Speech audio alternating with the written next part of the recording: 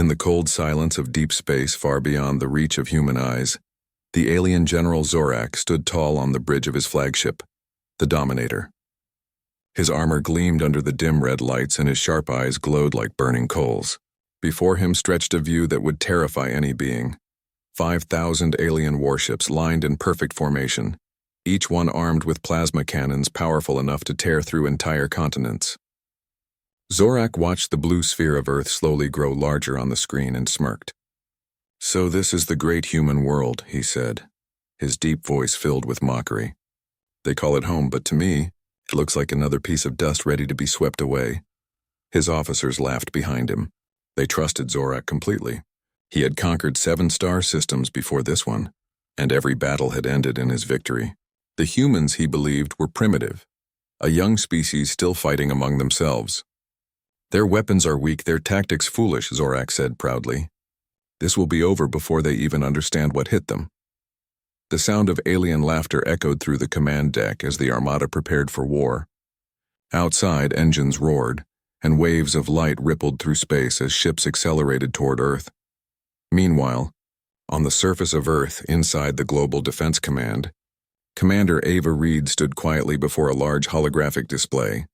She was young, only in her early 30s, but her calm eyes revealed a kind of strength that inspired everyone around her. Around her, officers were shouting coordinates, radar readings, and distress reports from satellites. "They're coming fast," one soldier said nervously. "Their fleet numbers are off the charts. We don't have the firepower to stop them."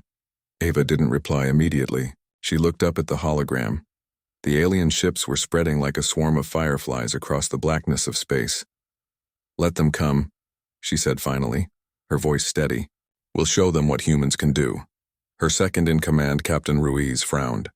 "Ma'am, with respect, our weapons won't even scratch their armor. We can't fight them head-on." Ava turned to him with a small, mysterious smile. "Who said we'll fight them head-on?" Deep within Earth's defense network, something was being prepared. A project so secret that even most of the high command didn't know its name. Ava had spent years working on it with a small team of scientists. They called it Project Echo, a system not designed to destroy but to deceive. It was risky, untested, and if it failed, Earth would be defenseless. But she believed in it. And she believed that intelligence could outmatch brute force. In orbit, the alien Armada approached. Zorak sat on his command chair, staring at the live feed of Earth. "All ships target the defense grid," he ordered. "Crush their satellites, their stations, and every piece of metal they call protection." His lieutenants obeyed instantly. A storm of plasma beams burst from thousands of alien ships, streaking toward Earth like falling stars. Explosions flashed across the outer orbit as human defense satellites were hit. In the command center, alarms screamed. Officers shouted updates. "We've lost orbital defense line 3. Line 4 is collapsing." Still, Ava didn't panic.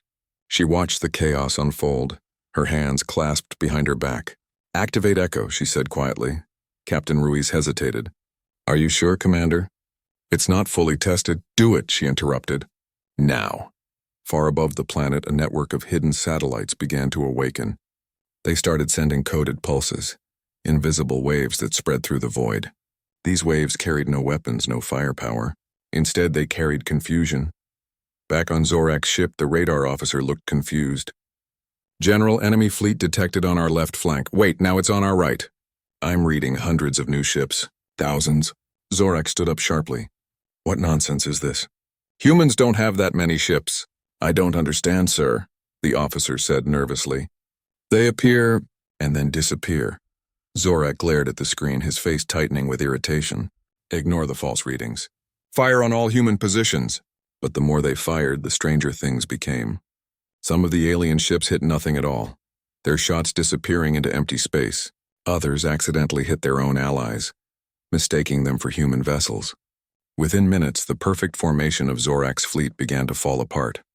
On Earth, Ava watched the alien Armada's confusion unfold in real time. The display flickered with static as alien ships changed course, their communication signals jamming one another. "It's working," she whispered. Her heart pounded in her chest, but she didn't smile. She knew this was only the beginning. High above, Zorak clenched his fists. "How dare they play tricks on me?" he roared. "These humans think they can fool a warrior of the Zalarian Empire? His pride burned hotter than the plasma in his engines. He refused to believe he was being outsmarted by a species he had called primitive. The holographic projection in front of him showed chaos, friendly fire spreading across his armada. The bridge shook as one of his escort ships exploded nearby. "General!" shouted an officer. "The fleet is in disorder. We are losing ships fast." Zorak slammed his fist against the console. Sparks flew. "Regain control. Regroup." But no one could. The Echo network had already done its work. Alien systems were overwhelmed with false signals, distorted commands, and fake readings. It was like fighting in a storm made of lies. Back on Earth, Ava stood silent, her eyes fixed on the screen. She took a slow breath and whispered to herself. He laughed at human strategy. She paused, watching as one after another alien ships vanished into explosions. But in 7 minutes, his smile will disappear. Outside in the vast darkness of space, the once unbeatable armada of Zorak began to burn, breaking apart under its own confusion. The battle had just begun, but already the war was turning in favor of the humans. The alien armada moved closer to Earth like a sea of glowing monsters, filling the night sky above the planet. Thousands of warships floated in perfect formation, their engines burning bright blue. On the command bridge of the Dominator, General Zorak watched with satisfaction. His eyes glimmered with pride as he saw Earth's tiny defense ships rising to meet his mighty fleet. "Look at them," he said with a smirk. "Little metal toys pretending to be warriors." His officers laughed loudly, confident in their power. To them, this battle was already won. Zorak leaned forward and gave his first command. "Begin the attack. Destroy their satellites, their defense grids, and every ship that dares face us." His voice echoed through every vessel of the alien armada. A second later, space erupted in light. Plasma beams shot from thousands of alien cannons, streaking across the void like red lightning. The first human defense line was hit instantly. Explosions flashed across the dark as pieces of broken satellites and ships floated away like dying stars. Inside Earth's Global Defense Command, alarms screamed as red lights blinked across every monitor. "We've lost orbital stations Alpha and Beta," shouted a young officer. "Enemy fire is too strong. We can't hold the line." The room was filled with panic, but Commander Ava Reed stood tall and calm, her eyes fixed on the holographic display showing the alien fleet. She saw how large they were, how fast they moved, how powerful they looked. But she did not lose focus. "Hold your positions," Ava ordered firmly. "Do not return fire." Her officers turned to her in shock. "Ma'am, they're destroying our defenses. We have to shoot back," said Captain Ruiz. Ava shook her head slowly. "Not yet. Let them think we're weak." In space, Zorak noticed the lack of resistance. "Ha!" he laughed loudly. "They are not even fighting back. These humans are cowards." His laughter filled the command deck, making his soldiers feel even bolder. The alien fleet pushed forward, firing wave after wave of deadly energy. To them, this was not a war. It was a show of power. But deep inside the Earth's defense network, something quiet was happening. Hidden satellites, part of Project Echo, began to activate one by one. They moved into position around the planet, invisible to alien scanners. Their purpose was not to attack, but to confuse. Each one emitted coded pulses that were impossible for alien technology to understand. It was like painting invisible mirrors in space. Ava looked at the countdown timer on her screen. 3 minutes until full activation, said a technician beside her. She nodded and whispered, "Hold the line just a little longer." Above, human ships were struggling. Many were damaged, some destroyed, but the pilots followed Ava's orders. They didn't fire a single shot. They simply moved, defended, and waited. Zorak watched this strange behavior with amusement. "Pathetic," he muttered. "They are too afraid to fight." Then suddenly his radar operator shouted, "General!" New contacts detected, large formation approaching from the dark side of the planet. Zorak's eyes narrowed. "At last they show themselves," he said coldly. "All ships turn and engage the human reinforcements." Before anyone could answer, one of his ships fired in the wrong direction, hitting one of their own cruisers. The explosion spread debris across the battlefield. The crew looked around in shock. "General," friendly fire reported, "we're hitting ourselves." Zorak slammed his fist against the control panel. "Stop firing. Recalibrate targeting systems immediately." But it was already too late. The more they tried to fix it, the worse it became. The Echo satellites had infected their scanners with false signals, creating hundreds of fake targets. The alien fleet's perfect coordination started to crumble. They were shooting at ghosts, illusions created by human intelligence. Back on Earth, the Defense Command watched the chaos unfold. Ava's eyes stayed on the screen as she saw alien ships turning in circles, firing at empty space, colliding with one another. "They're confused," Captain Ruiz said in disbelief. "It's working." Ava nodded slightly. "Don't celebrate yet. This is only the first phase." In space, Zorak's bridge was shaking as explosions burst outside the ship. "Report!" he shouted. "Multiple ships destroyed, sir. We can't tell who's attacking us anymore," an officer cried. Zorak's expression hardened. His arrogance began to fade, replaced by anger.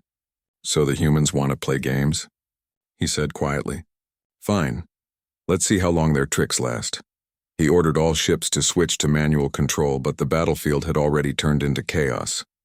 His once proud armada, the strongest in the galaxy, was breaking apart. Down on Earth, Ava stood quietly, her hands behind her back. The holographic display flickered, showing alien ships scattering in confusion. "Hold Echo's signal," she ordered. "Don't give them time to recover." Ruiz smiled faintly. "Commander, you really think we can win this?" Ava looked at him, her voice calm but determined. "We don't have to be stronger," she said. "We just have to be smarter." Outside, in the cold darkness of space, human strategy, once mocked by the alien general, had just begun to turn the impossible into reality. The aliens didn't know it yet, but the battle for Earth was already shifting. And in the next few minutes, General Zorak would learn the meaning of fear. The blackness of space burned with chaos. Alien ships drifted in every direction, their formation broken, their communication full of static. What had begun as a perfect invasion was now turning into confusion and disaster. On the command bridge of the Dominator, General Zorak stared at the main screen, his sharp eyes glowing with anger. "Status report," he roared, his voice echoing across the metal walls.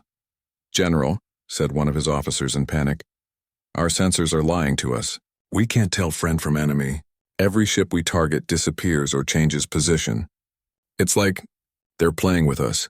Zorak's hands tightened into fists. "Humans can't do this. Their technology is too weak," he shouted. But deep down, a small seed of doubt began to grow in his mind. Could it be that the humans had something he didn't understand? No, impossible, he thought. Humans were simple creatures, emotional, fragile, predictable. There was no way they could deceive an empire that had ruled the stars for centuries. Outside the window, however, the truth was becoming clear. Alien cruisers were firing blindly into the dark, hitting their own allies. Huge explosions rippled through the armada as debris scattered everywhere. Ships tried to move out of the way but crashed into each other. The alien fleet was no longer a powerful army. It was a confused storm. On Earth, Commander Ava Reed stood before the main holographic screen in the Global Defense Command. The lights of the control room flickered as satellites continued to feed information into the system. Ava's calm eyes studied every movement in orbit. "Echo is functioning at 97% efficiency," reported a technician. "Enemy radar is fully compromised." "Good," Ava replied. "Keep the illusion alive." Captain Ruiz approached her with a look of amazement. "Ma'am, the aliens are destroying themselves. Look at this, their ships are colliding. Their formation is gone." Ava gave a small nod. That's what happens when pride meets strategy. She spoke softly, almost to herself. The secret behind Project Echo was simple but brilliant. Instead of building more weapons, humans had built a system that could rewrite enemy perception. The satellites sent coded electromagnetic signals that confused alien sensors, making them see false enemies, false missiles, even false explosions. It didn't destroy, and it deceived. And in war, deception was often more powerful than fire. In space, Zorak's fleet was trapped in its own web. Ships turned against invisible enemies. Commanders shouted through comms, but half the messages never reached their targets. "Our navigation is broken," one officer cried. "We've lost tracking of Earth completely." Zorak slammed his fist on the control console. "Shut down the scanners and switch to manual mode," he ordered. Sparks flew as systems overloaded from the Echo interference. The bridge lights flickered, and for a second, even Zorak's image on the holoscreen blurred. One of his lieutenants spoke nervously. "General, perhaps we should retreat, regroup, and retreat?" Zorak turned slowly toward him, his face full of fury. Do you suggest we run from humans? His voice thundered across the bridge. We are the Zalarian Empire.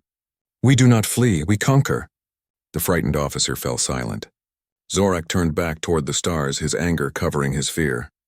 Send in the destroyer units, he commanded. Burn the planet if you have to. But even the destroyers didn't respond properly. Their targeting systems were completely scrambled. Some fired at random. Others simply shut down. The alien command network was collapsing. The humans had set a perfect trap, and Zorak had flown straight into it. Meanwhile, in the Defense Command Center, Ava was already thinking ahead. Phase 2, she said. Deploy the decoy drones. Captain Ruiz nodded and pressed a control pad. Far above Earth, hundreds of small human drones launched from hidden bases. These drones emitted more fake signals, creating an illusion that thousands of new human warships were appearing out of nowhere. When the alien fleet detected them, panic spread even faster. General, more enemy ships detected. They're surrounding us, shouted an officer. Zorak looked at the screen, and his blood ran cold. The radar showed a massive human fleet closing in from all sides. It was impossible, yet the data was right there in front of him. No, this can't be real, he whispered. But his pride wouldn't let him accept the truth. Fire on them all! The alien armada unleashed another wave of plasma fire, filling space with burning light. But once again they hit nothing. Their shots flew through empty darkness. Then came the worst part. The sensors began to show explosions inside their own fleet. Zorak realized too late that his ships were hitting one another. From Earth, Ava watched the destruction. Her voice was calm, but her eyes were sharp. Zorak thinks he's fighting us, she said quietly. But he's only fighting himself. Captain Ruiz gave a short laugh of disbelief. Ma'am, this plan of yours is terrifying. War isn't about strength, Ava replied. It's about understanding your enemy's mind. Up in space, Zorak stood surrounded by chaos. The sound of explosions echoed through the ship's metal hull. His communications were filled with screams and static. We're losing control, General, shouted an officer. Half the fleet is gone. Zorak's claws scraped against the steel railing. His face twisted with rage. Enough, he shouted. Prepare the flagship cannons. I will end this myself. The Dominator's massive guns began to charge, glowing with a deep red light. But as the power built up, something strange happened. The ship's targeting system flickered, then locked onto one of its own escort ships. Before Zorak could stop it, the cannon fired. A blinding explosion tore through space, destroying two of his closest allies. The shockwave shook his own vessel violently. Zorak fell to one knee, his breath heavy. For the first time in his life, he felt something he had never known before. Fear. On Earth, Ava saw the flagship's explosion and whispered, "He's starting to realize." And as the smoke drifted across the stars, the proud general who had once mocked human strategy finally understood that he had walked into a trap built not by power, but by patience and intelligence. Yet the battle was far from over, and Ava knew Zorak was too proud to surrender. The real test of humanity's survival was only beginning. Space had never looked so bright. Flashes of fire and bursts of blue light filled the darkness as the alien armada tore itself apart. The proud fleet that once covered half the sky was now a storm of confusion. Ships were spinning out of control, colliding with each other or simply disappearing from radar. The great General Zorak, who had once mocked human intelligence, stood on his trembling command bridge, staring at the chaos he could not stop. His jaw tightened and his sharp fingers dug into the steel rail. He had lost hundreds of ships in minutes, and still he didn't know how. "General," shouted his radar officer. "Enemy readings everywhere, thousands of them." "Those are illusions," Zorak barked. "The humans are tricking us again." "But sir," the officer stammered, "our systems say they're real. The scanners show movement, power signatures, everything." Zorak slammed his fist against the console. Sparks flew, lighting up his angry face. "They're lying to us through our own machines. Shut down all automatic systems. From now on, we rely on manual sight and instinct." The crew rushed to obey, turning off computers, locking out the ship's AI and switching to old control modes they hadn't used in centuries. But even then, nothing made sense. Out the massive window of the Dominator, Zorak saw his own ships fading in and out of sight, sometimes visible, sometimes gone. Were they cloaking? Were they being destroyed? Even his eyes began to doubt what they saw. The silence after the explosions was strange. The great noise of battle had faded, leaving only the cold hum of dying engines and distant echoes of destruction. What was once a proud alien armada, 5,000 ships strong, was now scattered debris floating in darkness. The stars around Earth shone quietly as if watching history change. Inside the Dominator, General Zorak stood motionless on the bridge.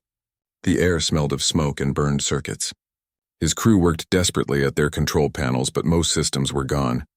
The once bright lights of the command deck now flickered weakly, painting Zorak's face in a mix of red and shadow. "General," said an officer with a trembling voice, "our long-range communication is gone. We've lost contact with the fleet." Zorak turned his head slowly. "How much of the fleet remains?" The officer hesitated, looking at his cracked screen. "Only 200 ships are still sending signals. The rest, either destroyed or missing." Zorak's eyes narrowed. "Missing?" he repeated. "Yes, sir. They're just gone. No explosion, no distress call. It's like they were erased." Zorak's claws dug into the metal railing. His mind raced. Every lesson from his years of conquest told him this was impossible. Armies didn't just vanish, but the humans, these strange, weak creatures, had made the impossible happen. His voice dropped into a growl. "Find the source of their interference. I want that signal traced." The officer nodded quickly, typing commands into the failing console. But each system flashed red. "Signal origin unknown," the screen read again and again. "No identifiable source." Zorak slammed his fist on the table, making the screen shatter. Sparks flew, and for a moment the entire bridge went dark. He could hear the quiet beeping of broken machines and the frightened breathing of his crew. "We are the greatest warriors in the galaxy," he said slowly, his voice heavy with disbelief. "And yet, we are blind." Far below on Earth, Commander Ava Reed was watching it all. The Global Defense Command was filled with tense silence as they observed the alien flagship struggling to survive. Ava stood in front of the giant screen, her eyes reflecting the dim blue light of the holographic map. Around her, officers whispered updates. "Enemy communications are down," said a technician. "Their main systems are collapsing." Ava nodded slightly. "Good. Keep the jamming field active. We can't let them regroup." Captain Ruiz turned to her. "Commander, are we sure this will hold? If they regain control—" "They won't," Ava interrupted calmly. "Not this time. Their arrogance has already destroyed them." Still, deep inside her, she felt a quiet unease. Something about the silence bothered her. The aliens had stopped firing completely. There were no signals, no movement, just emptiness. "They're too quiet," she murmured. "Zorak isn't done. He's planning something." Up in orbit, inside the Dominator, Zorak stared at the holographic image of Earth. The blue planet glowed softly against the blackness. It looked peaceful, unaware of the destruction above it. Zorak felt something unusual. Not anger, but confusion. These humans had not fought with power or numbers. They had used patience, logic, and something even more dangerous, unpredictability. He turned toward his communications officer. "Try again. Open a signal to anyone still alive." "Yes, General," the officer replied, adjusting the broken equipment. After a few seconds, the console flickered. Then a faint voice came through. "This is Captain Trin of the cruiser Velar. We've taken heavy damage. No contact with the fleet. What are your orders?" Zorak's eyes lit up with a small spark of hope. "Trin, regroup at my position immediately. We'll fall back and strike again once we understand their weapon." But before the message could finish, the sound turned to static. The connection broke. The officer tried to fix it, but it was gone. "Signal lost, sir," he whispered. Zorak's rage returned like fire. "No, reconnect!" "I command you." The officer shook his head helplessly. "There's nothing to reconnect to, General. It's gone. Every channel is gone." Zorak stood still for a moment. His chest rose and fell heavily. Around him, the bridge crew avoided his eyes, afraid to speak. The hum of the engines was the only sound. Then, from somewhere in the distance, a faint explosion echoed through space. Another alien ship destroyed. Zorak turned back toward the viewing window, staring into the dark. The stars flickered faintly. "They're watching us," he muttered. "The humans. They're still here, hidden." For the first time, his voice wasn't filled with anger, but a cold understanding. He could sense intelligence at work, quiet, patient, calculating. Down on Earth, Ava stood by the main console, her face calm but serious. Zorak's flagship is isolated, said Ruiz. Should we move in for a strike? Ava shook her head. No, not yet. Let him sit in silence. Let him feel what we felt, helplessness. Her words were quiet but powerful. Around her, the entire control room seemed to hold its breath. In space, Zorak finally sank into his command chair. His claws trembled slightly as he stared at the empty radar screen. All my power, he whispered. All my ships. Gone in minutes. To think that I once called them primitive. He leaned back, his glowing eyes reflecting the dying light of his fleet. They've taken our strength, he said softly, and turned it into a weapon against us. For a long moment, no one spoke. Then the ship's lights flickered again, and every monitor went black. General, shouted an officer. All systems offline, complete power loss. Zorak's eyes widened. The bridge fell into darkness. The last thing he saw through the window was the faint blue glow of Earth. Back on the planet, Ava watched her screen and said quietly, He's alone now. The Dominator drifted silently among the stars, powerless, cut off, surrounded by the wreckage of its own kind. The once great general who had mocked human strategy now sat in silence, unable to fight, unable to escape. And far below, on the blue world he had planned to destroy, humanity took its first quiet breath of victory, not with cheers, but with awe. The battle was not just about survival. It was proof that even in the vastness of the universe, intelligence could outshine power. Far below the chaos of space, inside the underground Global Defense Command, the tension finally began to ease. The monitors showed a quiet battlefield. No alien movement, no plasma fire, just drifting remains of ships that once filled the sky. Commander Ava Reed stood silently before the large digital map, her face calm but unreadable. Around her, officers whispered in disbelief. Humanity had survived a war no one thought they could win. Captain Ruiz turned to her, still trying to process what had happened. Commander, we need to know, he said softly. What exactly did we use out there? How did their entire fleet just collapse? Ava looked at him, then at the silent crowd of engineers, soldiers, and analysts waiting for her answer. She took a slow breath. It wasn't a weapon, she said. At least not in the way they think. The room fell completely quiet. Only the low hum of computers filled the space. Ava stepped closer to the central console and entered a code. A holographic sphere appeared, shimmering with faint golden light. It looked peaceful, almost alive. This, Ava said, is the Quantum Mirage AI. Everyone leaned closer. The sphere rotated, displaying strings of data and simulations of alien ships flickering out of existence. Ava continued in her calm, steady tone. It's not designed to destroy. It's designed to rewrite what the enemy sees. It creates false images, false coordinates, false signals. To them, our ships looked like empty space, and each other looked like enemies. The crowd exchanged astonished looks. Ruiz blinked. You mean, they destroyed themselves? Ava nodded. Their scanners were completely rewritten by the Mirage AI. They fired on their own fleet, thinking they were attacking us. Every blast they launched was aimed at themselves. Ruiz shook his head slowly. That's brilliant, but risky. If it failed, Ava interrupted quietly. If it failed, Earth would be gone by now. Her words carried a heavy truth. For a moment, no one spoke. The officers looked at her not just with admiration, but with the realization of how close they had come to extinction. Ava turned back to the screen, watching the drifting alien debris. The Mirage wasn't supposed to be ready for years. We tested it once, and even then it nearly melted our satellite systems. But we didn't have a choice.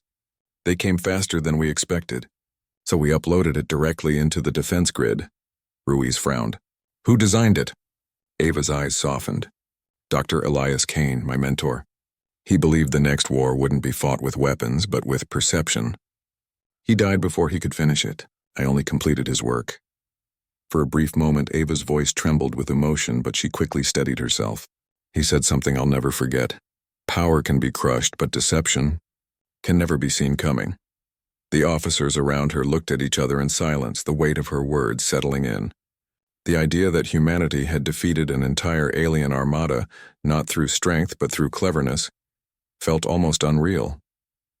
Up above, the alien flagship Dominator floated helplessly in orbit. Inside, General Zorak sat alone in the dim light of the command deck. The ship's engines were dead, the crew silent, most systems offline. He could hear the distant groans of metal as the great vessel drifted slowly. His communication panels were dark. Every attempt to send a distress signal failed. It was as if the universe had turned its back on him. He remembered his last words before the battle began, mocking the humans, calling their defenses childish. Now those words burned inside him like acid. How? He whispered to himself. How did they do it? He replayed the final moments in his mind, his ships firing on each other, the confusion spreading like wildfire, his own flagship surrounded by explosions. It wasn't a physical attack. It was something else, something invisible, something terrifying. He looked up at the window, where Earth glowed faintly against the black sky. They didn't defeat us with power, he muttered. They defeated us with thought. A low alarm beeped weakly behind him. The ship's computer flickered one last time, showing fragments of corrupted data, alien code twisted into human language. One phrase repeated over and over on the screen: perception is the enemy. Zorak stared at it for a long time. Then slowly he leaned back in his chair and closed his eyes. The light of his command center dimmed, leaving only the glow of the dying message reflected on his face.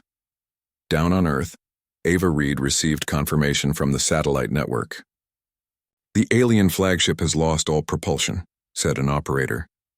It's completely adrift. Ava nodded but didn't smile. Deactivate the Mirage, she ordered softly. Let them see the truth. Her assistant hesitated. Commander, are you sure? That'll reveal our position. Ava looked up at the starry display. They've already lost. There's no need to hide anymore. The operator pressed a few keys and the golden sphere on the console dimmed. Slowly, the false images in orbit faded away. For the first time, Zorak's surviving crew saw Earth clearly again. The quiet blue planet turned beneath them, innocent and untouched, as if mocking their failure. Zorak opened his eyes and saw it too. No tricks now, no illusions, just truth. The humans had beaten him, not with weapons, but with their minds. In the control room, Ava stared at the holographic map as the last alien signals faded. It's over, whispered Ruiz. Ava didn't answer. Her eyes were distant, thoughtful. No, she said after a moment. It's only just beginning. Ruiz frowned. What do you mean? She looked up at him, her expression serious. Zorak was a general. That means there's someone above him. A council, a ruler, maybe a whole empire. When they find out what happened here, they won't stay silent. The room fell quiet again. Everyone understood what she meant. Ava turned off the console and looked toward the stars. The Mirage saved us today, she said softly. But next time they'll come prepared. And when they do, we'll need more than deception. Her reflection glowed faintly in the dark screen. Calm, determined, ready. Far above her, the broken alien flagship drifted silently past the moon, carrying with it the last echo of Zorak's pride. And in the endless night of space, one truth remained clear. Humanity's greatest weapon was not power, but imagination. The dark space around Earth was quiet now. Most of the alien fleet was gone. Nothing but broken metal drifting slowly through the stars. Only a few burning wrecks remained, glowing faintly like dying candles in the black sky. In the middle of it all, the alien flagship Dominator floated helplessly, its engines dead, its crew silent. Inside, General Zorak sat in the command chair, his eyes fixed on the glowing blue sphere of Earth below. For the first time in his long life, Zorak felt small. He had commanded armies across galaxies, conquered planets without resistance, and silenced civilizations. Yet now a single world of fragile humans had destroyed everything he had built. His once golden armor was scratched and blackened with ash. His voice, usually filled with power, was low and tired. Status report, he said quietly. One of his few remaining officers turned from a cracked monitor. Sir, propulsion systems offline. Weapons offline. Navigation? Destroyed. Zorak clenched his jaw. Any communication with the fleet? The officer hesitated. There is no fleet, General. The words cut deep. For a long moment, Zorak said nothing. His claws tapped slowly against the metal armrest. He could still remember the laughter that filled the bridge hours ago, when his ships had launched, when he had mocked human tactics, calling them slow and primitive. He had expected victory within minutes. Instead, in 12 minutes, his armada had vanished. He rose from his chair and walked toward the viewing window. Outside, the remains of his empire floated silently. A large piece of debris passed by. It was once the Valar, his lead assault cruiser. Now it was nothing more than shattered glass and twisted metal. He looked at it with a heavy heart. "They played us like fools," he muttered. His communication officer approached cautiously. "General, there's still a weak signal coming from the outer sector. It might be one of our ships." Zorak's eyes lit with a flicker of hope. "Open the channel." Static filled the air, followed by a broken voice. "This is Captain Rahl of the Kavor. We are under attack. Our own ships are firing on us. We can't—" The message ended in a burst of static and silence. Zorak's claws tightened around the console. "No," he whispered. "Not again." He looked around at his frightened crew who were waiting for orders. Their faces were pale and desperate. "Prepare the emergency drive," he commanded. "We're leaving this system before whatever they used spreads further." The technician's voice trembled. "Sir, the drive won't respond. The system is completely corrupted. Every attempt to restart causes a feedback surge." Zorak turned slowly. "Are you saying we're trapped?" "Yes, General," the technician said softly. "We can't move." The silence that followed felt endless. Then Zorak laughed, not with amusement, but with disbelief.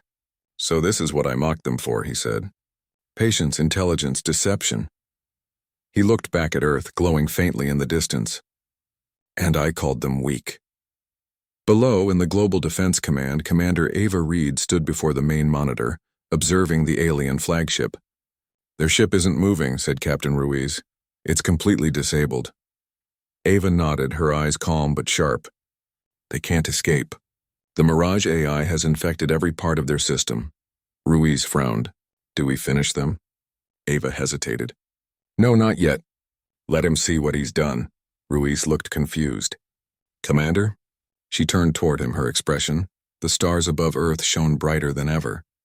The battlefield that had once burned with fire and chaos was now silent and peaceful. Thousands of pieces of alien metal drifted slowly through space, glowing faintly in the sunlight.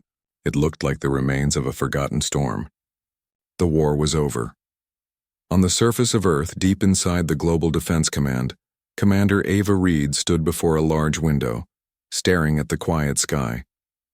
Her reflection looked tired but steady. Around her, the control room was calm for the first time in days. Officers moved quietly, running last system checks and confirming the enemy's defeat. A faint cheer could be heard from the lower decks, but Ava didn't smile. Captain Ruiz walked up behind her, holding a report. "It's official," he said softly. "No alien signals left. Their flagship is dead in orbit. We won." Ava didn't turn around. "No one really wins in war, Captain," she said. "We just survive." Ruiz hesitated, unsure how to respond. He looked at the dark circles under her eyes, the exhaustion hidden behind her calm voice. "The world owes you everything, Commander." "Without your plan," Ava finally turned to face him. "It wasn't my plan," she interrupted gently. "It was humanity's instinct. When faced with extinction, we adapt." She looked back at the sky, her expression distant. "They came here thinking we were simple, that our strategies were predictable, but they never understood what desperation can create." High above them, the alien flagship Dominator drifted in silence. The once mighty command ship was now a graveyard of flickering lights and broken machines. Inside, General Zorak sat alone on the dark bridge, surrounded by the echoes of failure. His crew was gone, either dead or evacuated in escape pods that never launched. He looked out at the small blue planet below. Its ocean shimmered like jewels, calm and peaceful, as if mocking his destruction. He had once called humans primitive, fragile, weak. Now he knew they were something else entirely. Unpredictable, clever, and terrifying in their resilience. A weak voice came from the shadows. "General." "What now?" Zorak didn't answer at first. His eyes remained fixed on Earth. "Now?" he said finally, his tone quiet and thoughtful. "Now we learn fear." The officer stared at him, confused. "Fear, sir?" Zorak nodded slowly. "Yes, we've always believed strength meant power. But they have shown us another kind of strength. The strength to think, to wait, to trick even the mightiest fleet in the galaxy. We didn't lose a battle today. We lost an illusion." The officer lowered his head, saying nothing. The ship creaked softly as it drifted closer to the moon's orbit. On Earth, Ava stood before the main console. The world's leaders were on the communication line, their faces appearing on multiple holographic screens. They were smiling, relieved, thanking her for saving the planet. But Ava didn't feel like celebrating. This victory came at a price, she said firmly. We used a weapon that can twist reality itself. The quantum mirage wasn't meant for war, it was meant for defense. If we keep it, we must control it carefully, because one day someone might use it against us.